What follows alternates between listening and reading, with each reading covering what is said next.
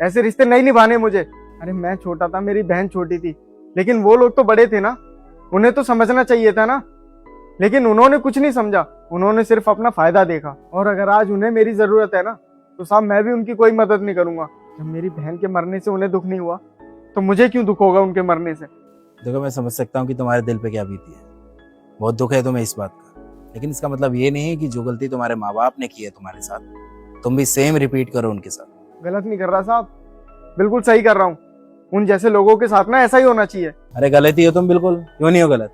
अरे चलो मान लिया कि तुम्हारी बहन और तुम बच्चे थे उस वक्त, हैं, लेकिन तुम्हारे माँ बाप ने तुम्हारी मदद नहीं करी, तुम्हें मदद की जरूरत थी। लेकिन अब तो तुम बड़े हो गए हो ना, अपनी फैमिली को संभाल सकते हो। अगर तुम भी सेम वही चीज रिपीट करोगे जो तुम्हारे माँ बाप ने तुम्हारे साथ करी, तो तुम भी तो उनकी तरह गलत बन जाओगे।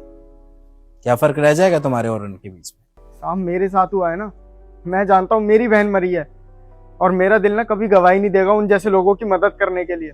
और मैं मर जाऊंगा लेकिन उन लोगों की मदद नहीं करूंगा, कुछ भी हो जाए।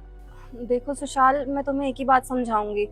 जब भगवान श्री राम को उनकी माँ ने 14 साल के वनवास के लिए भेजा था, तब उन्होंने पलटकर अपनी माँ से एक भी सवाल नहीं किया था। वो तो फिर भी भगवान थे, और हम तो एक मामूली से इंसान हैं। मैं मानती हूँ तुम्हारे पापा ने तुम्हारे साथ बहुत गलत किया है, लेकिन वो उनके कर्म थे, ये तुम्हारे कर्म है। तुम उनके चक्कर में अपने कर्म क्यों खराब कर रहे हो। और रही बात तुम्हारे पापा की, मैं मानती हूँ उन्होंने अपने बाप होने का फर्ज नहीं निभाया, लेकिन तुम तो बेटे होने का फर्ज निभा सकते हो ना। बाकी तुम खुद समझदार हो, तुम्हें अच्छे से पता है तुम्हें क्या करना है और क्या नहीं। हम चलते हैं। चले धर्मेंद्र।